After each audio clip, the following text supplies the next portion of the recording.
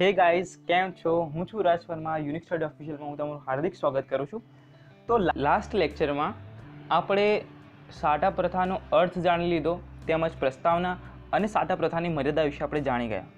તો હવે પ્રશ્ન ઉદ્ભવે છે કે નાણાંનો ઉદ્ભવ કેવી રીતે થયો। આપણે જોયું કે સાટા પ્રથામાં ઘણી બધી મર્યાદાઓ હતી અને એના કારણે સિસ્ટમ બંધ થઈ હતી અને પછી ધીરે ધીરે નાણાંની શોધ થઈ હતી। તો નાણાંનો ઉદ્ભવ યાની કે એની શોધ કઈ રીતે થઈ હતી એ આજે આ લેક્ચરમાં જોવાના છીએ, પ્લસ નાણાંના કાર્યો આ લેક્ચરમાં આપણે જોવાના છીએ।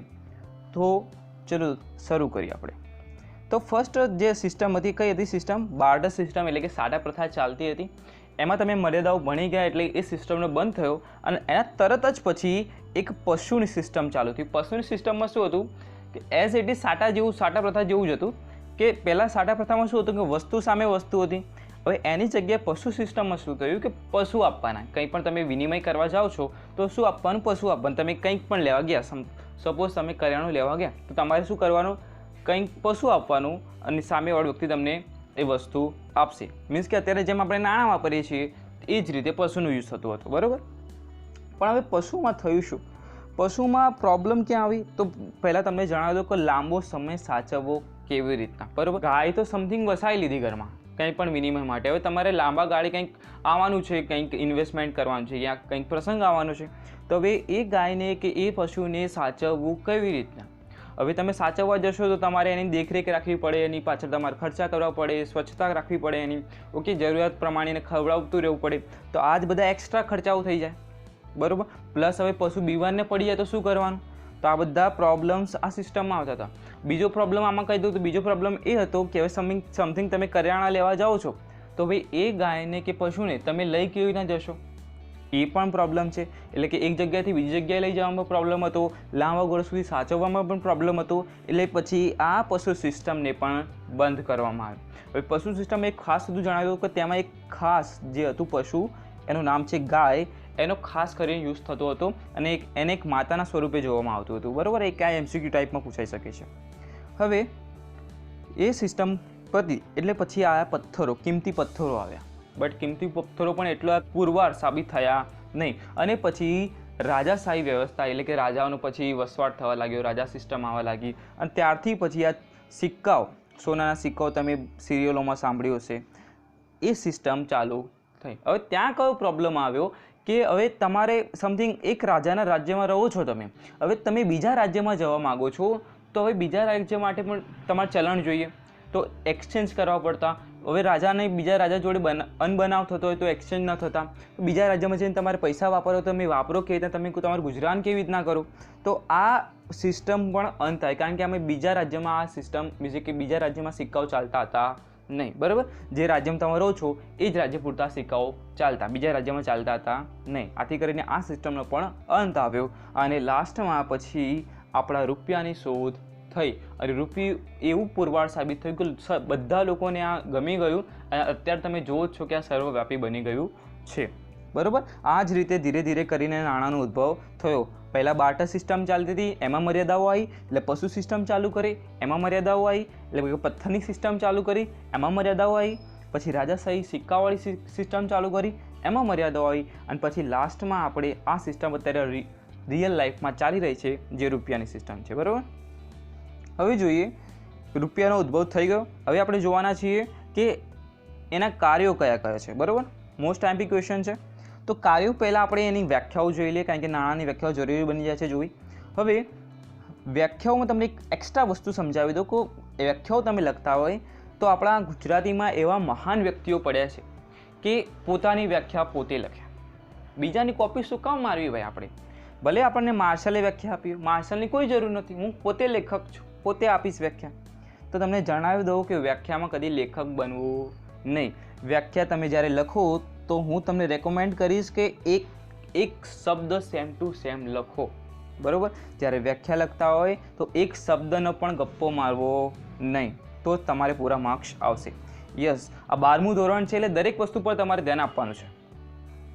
તો હવે ફટાફટ શરૂ કરીએ આપણે નાણાંની વ્યાખ્યાઓ। તો નાણાંની વ્યાખ્યા આપણે માર્શલે આપી છે, એમાં કંઈક લખ્યું છે એવું કે કોઈપણ સમયે અને સ્થળે, કોઈપણ સમયે અને સ્થળે કોઈ સંશય કે તપાસ વિના જેના દ્વારા વસ્તુઓ અને સેવાઓનો વિનિમય થઈ શકે તે નાણું કહેવાય છે. એટલે કે આમાં તમને એક વસ્તુ ઓર જણાવી દઉં કે કોઈ પણ અર્થશાસ્ત્રી છે પોતાની વ્યાખ્યા આપતો હોય છે તો એનો ટંક કંઈક અલગ જ હોય છે, પરંતુ એનો જે મિનિંગ નીકળતો હોય સીધો સાદો એ સેમ રહેતો હોય છે, બરાબર. હવે આમને કંઈક અલગ રીતે જ પોતાની વ્યાખ્યા રજૂ કરી છે. એમણે કીધું છે કે તમે કોઈ પણ સમયે કોઈ પણ સ્થળે જાઓ છો, હવે કોઈ પણ સ્થળે જઈને તમે કંઈક વસ્તુ ખરીદવા માગો છો, તો હવે જે વેચનાર દુકાનદાર છે એને કોઈ પણ પ્રકારનો સંશય થતો નથી. શેનો સંશય નથી થતો? હવે તમે ગયા છો દુકાનવાળા જોડે, ઓકે, તમે કંઈક વસ્તુ લીધી, હવે તમે એને શું આપશો? નાણું આપશો. હવે નાણું આપશો એટલે દુકાનદારને કંઈ સંશય થશે નહીં કે યસ નાણું વધે ચાલે છે, એટલે એને કોઈ પણ સંશય થતો નથી. પ્લસ એ હવે તપાસ કરતો નથી, બરાબર. સાટા પ્રથામાં જેમ તપાસ કરવામાં આવે કે પશુ સિસ્ટમ કેવી તપાસ કરવામાં કે પશુ કેવું છે, બરાબર સ્થિતિ છે કે નહીં, એની કેવી એની કેર રાખવામાં આવી છે, આ બધું ધ્યાનમાં લેવામાં આવતું હતું, પરંતુ નાણાંમાં એવું કંઈ ધ્યાન આપવામાં આવતું નથી, ઓકે. અને જેના દ્વારા આપણે વિનિમય થઈ શકે તે નાણું છે. હવે આ વ્યક્તિએ કેવી રીતના ખતરનાક રીતે આ વ્યાખ્યાને રજૂ કરી છે, બરાબર. તો આમને એક સલામ તો થઈ જાય. તો આ વ્યાખ્યા તમારે યાદ રાખવાની છે, ટીપ ટુ ટોપ યાદ રાખવાની છે. હવે જે બીજી વ્યાખ્યા છે એ તો હવે તમે જોઈને હશો, એક જ લાઇનની વ્યાખ્યા છે, જલસા પડી જવાના છે તમારે. હવે એ વ્યાખ્યામાં એવું લખ્યું છે કે વસ્તુ અને સેવાના બદલામાં જે સર્વસ્વીકૃત છે તે નાણું છે. વસ્તુ અને સેવાના બદલામાં તમે જે પણ સર્વસ્વીકૃત છે તે નાણું છે. એમ કીધું છે કે તમે વસ્તુ લેવા જાઓ છો અથવા સેવા લેવા જાઓ છો. હવે સેવા એટલે કહી દઉં તમને કે ડૉક્ટરની સેવા હોય, શિક્ષણ તમે અત્યારે મેળવી રહ્યા છો એ સેવા કહેવાય, બરાબર. તો જે અદૃશ્ય વસ્તુઓ છે એને સેવા કહીએ આપણે. તો એ સેવાના બદલામાં જે સર્વસ્વીકૃત છે, હવે તમે ટ્યુશનમાં જાઓ છો, તમે સેવા લો છો અને સામે તમે શું આપો છો? નાણું આપો છો, તો નાણું સર્વસ્વીકૃત છે. તો આ એ શું થઈ ગયું? નાણું થઈ ગયું. આ એમણે રોબર્ટસનની એક વ્યાખ્યા હતી જે તમારે યાદ રાખવાની. હવે વ્યાખ્યામાં એક વસ્તુ ઓર જણાવી દઉં કે તમારે MCQમાં આવી શકે છે કે સપોઝ એક વ્યાખ્યા લખેલી હોય અને તમને પૂછી લે કે આ વ્યાખ્યા કોણે આપી છે, બરાબર. તો તમને રેકમેન્ડ કરીશ કે જે વ્યાખ્યા જેને પણ આપી છે એનું નામ તમે યાદ રાખો કે આ વ્યાખ્યા કોને આપી છે, તો ફાયદો ઘણો થઈ જશે. તો આ વ્યાખ્યાઓ હતી. હવે આપણે જઈશું નાણાંના કાર્યો જે અતિ મહત્વના છે, મોસ્ટ આઈએમપી ક્વેશ્ચન છે, આ ખાસ કરવાનું છે, બરાબર. હવે નાણું એ સૌથી સરળ વિનિમયનું માધ્યમ છે. નાણું એ સૌથી સરળ વિનિમયનું માધ્યમ છે. એટલે કે જસ્ટ વિનિમય એટલે તમને કહી દીધું ફર્સ્ટ લેક્ચરમાં કે વિનિમય એટલે આપ લે. તમે જે પણ આપ લે કરો છો એને શું કહેવામાં આવે છે? વિનિમય કહેવામાં આવે છે. હવે સૌથી સરળ તમે કંઈ પણ આપ લે વસ્તુ કરો છો તો કોના દ્વારા શક્ય બને છે? નાણાં દ્વારા, અને સૌથી સરળ છે, બરાબર. હવે તેના કારણે આપણા આર્થિક વ્યવહારો કેવા બને છે? સરળ બને છે અને જરૂરિયાતોનો પરસ્પર મેળ બેસાડી શકાય છે. આપણા આર્થિક વ્યવહારો એટલે કે પૈસા ટકાના જે વ્યવહારો છે એ કેવા બની જાય છે? એકદમ સરળ બની જાય છે અને જરૂરિયાતોનો પરસ્પર મેળ બેસાડી શકાય છે. હવે જરૂરિયાતોનો પરસ્પર મેળ શબ્દ તમે પહેલા લેક્ચરમાં જોયો હશે, વાંચ્યો હશે, દેખ્યો હશે કે જે સાટા પ્રથાની મર્યાદા હતી, પહેલી જ મર્યાદા હતી કે જરૂરિયાતોનો પરસ્પર મેળ બેસાડવાની સમસ્યા. તો એમાં એવું હતું કે યાદ કરાવી દઉં તને ફટાફટ, રિવાઇઝ, ક્વિક રિવાઇઝ, કે તમે ક્યાંક તમે તમારા મમ્મીને કીધું છે કે મારે કપડાં લેવા છે, કે મમ્મી કીધું છે તમે કે જ્યાં કપડાં લેતો હોય, ચોખા એમને આપ્યા છે તને, ઓકે. તો તમને ચોખા આપે છે, તમે દુકાનદાર જોડે જાઓ છો કે મને ભાઈ આટલું કાપડ આપી દો, કંઈક યાદ આવે છે? સ્પીડમાં જાઉં છું કારણ કે જસ્ટ ઇઝ રિવાઇન્ડ. તમે કાપડવાળાની દુકાને ગયા છો કે લો ચોખા મને આટલા મીટર કાપડ આપી દો. બન્યું તો એવું કંઈક કે કાપડવાળાએ ના પાડી દીધું તમને કે ના ભાઈ હું તને કાપડ આપીશ નહીં. એનું કારણ શું બતાવ્યું એમને? કે એમને શેની જરૂર હતી? ઘીની જરૂર હતી, એમને ચોખાની જરૂર હતી નહીં. તો આ એક જરૂરિયાતનું પરસ્પર મેળ બેસાડવાની સમસ્યા હતી, બરાબર. પરફેક્ટ સમજવું હોય તો રિવાઇન્ડ કરીને પહેલા લેક્ચરમાં જતા રહો, ત્યાંથી જોઈને પછી અહીંયા આવી જાઓ. તો આ જે મર્યાદા હતી એનો અહીંયા સોલ્વ થઈ જાય છે. કેવી રીતના સોલ્વ થઈ જાય છે? હવે નાણું એ શું છે? સર્વસ્વીકૃત છે. હવે તમે કાપડ લેવા ગયા છો તો કાપડના લેશો અને સામે શું આપી દેશો? નાણું આપી દેશો. હવે જે કાપડવાળા વ્યક્તિને ઘીની જરૂર હતી એ શું કરશે? એ પૈસા લેશે અને પૈસા દ્વારા ઘી લાવી દેશે. બંનેનો પ્રોબ્લેમ સોલ્વ થઈ જશે. એટલે કે જરૂરિયાતોનો પરસ્પર મેળ બેસાડવાની સમસ્યા અહીંયા શું થઈ જાય છે? દૂર થઈ જશે. પ્રોબ્લેમ સોલ્વ, બરાબર. હવે અહીંયા એક્ઝામ્પલ લખ્યું છે બહુ સરળ. ખેડૂત ઘઉં ઉગાડીને શું કરતો? ખેડૂત ઘઉં આપીને નાણાં મેળવી, જરૂરિયાતોના સમયે નાણાં આપીને ઉપયોગી વસ્તુ, સેવા કે વસ્તુઓ ખરીદે છે, બરાબર. Just is a example, okay. ચલો હવે નેક્સ્ટ સ્લાઇડમાં જઈએ. મને એટલો ખ્યાલ આવી ગયો છે કે તમને આટલા સુધી ખબર પડી ગઈ છે. જો ખબર ના પડી હોય તો પ્લીઝ કોમેન્ટમાં જણાવી દો, જેથી કરીને હું તમારે જલ્દી રિપ્લાય આપીશ ને તમારો જો કોન્સેપ્ટ છે એને ક્લિયર કરવાની કોશિશ કરીશ, ઓકે. તો ચલો હવે સેકન્ડ કાર્ય પર જઈએ. સેકન્ડ કાર્ય એક જેનું નામ છે મૂલ્યના સંગ્રાહક તરીકે. હવે તમને જણાવી દઉં કે જે 3 મર્યાદાઓ હતી સાડા પ્રથાની એ જ નાણાંના કાર્યો બની જાય છે. એ 3 પ્રશ્નોનો સોલ્વ નાણાં કરી દે છે. ઓકે, એટલે બંને ટોપિક સેમ આવવાના છે, એમાં કંઈ વધારે છે નહીં. હવે મૂલ્યના સંગ્રાહક તરીકે રિવાઇન્ડ કરો, ફર્સ્ટ લેક્ચરનું યાદ કરો. ફર્સ્ટ લેક્ચરમાં એમ કીધું હતું કે મૂલ્યનો સંગ્રહની મુશ્કેલી હતી ત્યાં, એટલે કે હવે ખેડૂત છે એને કંઈક સેવિંગ કરવી છે, ફ્યુચરમાં કંઈક આવવાનું છે, કંઈક યાદ આવ્યું પ્રસંગે. હવે એનું સંગ્રહ કેવી રીતના કરવો, કારણ કે ઘઉં બગડી પણ શકે છે. આ પ્રોબ્લેમ હતી. હવે એ જ પ્રોબ્લેમ અહીંયા સોલ્વ થાય છે.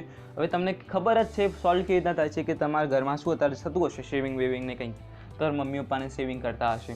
કેમ? કારણ કે ફ્યુચરમાં કંઈક જરૂરિયાત ઊભી થાય તો એનો સોલ્વ આવી શકે. એ જ લખ્યું છે, અહીંયા કંઈ છે નહીં. વસ્તુ કે સેવાના બદલામાં અન્ય વસ્તુ કે સેવાનો વિનિમય થતો. જૂની પ્રથામાં વસ્તુને લાંબા સમય સુધી સાચવવાનું મુશ્કેલ હતું.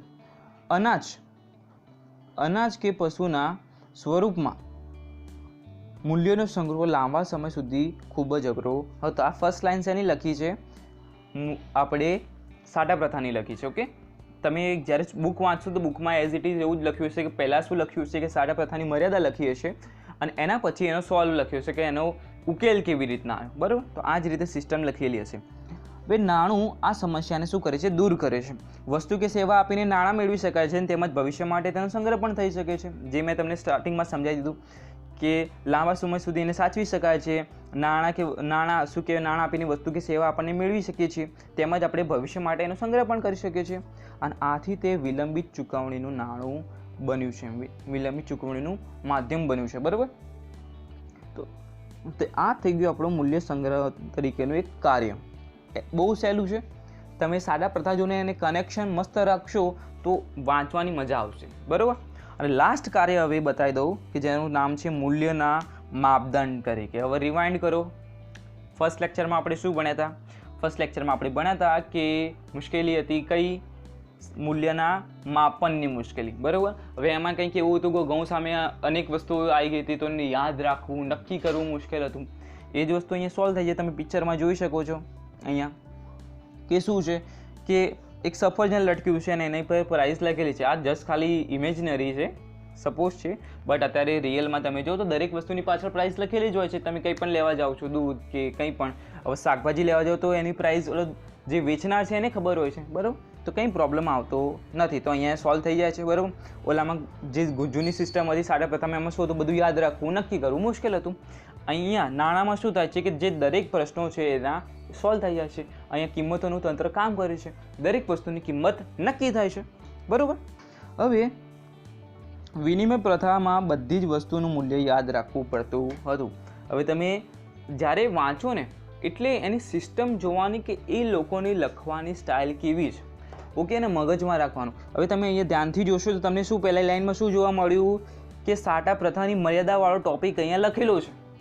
ઓકે, હવે બુકમાં વાંચશો ચોપડીમાં ત્યારે પણ એવું જ હશે કે એમાં પહેલી લાઇન કે બીજી લાઇન કે જે ફર્સ્ટ પેરેગ્રાફ હશે એ શેનો હશે? સાટા પ્રથાની મર્યાદાવાળો. અને એ મર્યાદાનો ઉકેલ કેવી રીતના આવે છે એ સેકન્ડ ફ્રેઝમાં જણાવ્યું હશે. બરાબર, હવે જો અહીંયા એ જ લખ્યું છે કે 1 મણ ઘઉં તો બરાબર કેટલા ચોખા, કેટલું ઘી, કેટલું કાપડ, આ બધું યાદ રાખવું પડતું હતું, નક્કી કરવું પડતું હતું. હવે નાણું આ સમસ્યાને દૂર કરે છે. નાણું અસ્તિત્વમાં આવતા કિંમતોનું તંત્ર કામ કરતું થયું છે અને દરેક વસ્તુ કે સેવાની કિંમતો નક્કી કરવી શક્ય બની છે. તો આ જ રીતે મૂલ્યનો માપદંડ તરીકેનું કાર્ય શક્ય બન્યું છે. તો 3 કાર્યો આપણે શીખ્યા. પહેલું હતું જરૂરિયાતોનું જે પરસ્પર મેળ બેસાડવાનું હતું એનો ઉકેલ લાવ્યો, એનું નામ આપવામાં આવ્યું છે વિનિમયના માધ્યમ તરીકેનું કાર્ય. બીજું હતું મૂલ્યના સંગ્રાહક તરીકેનું કાર્ય કે એનો સંગ્રહ થઈ શકે છે.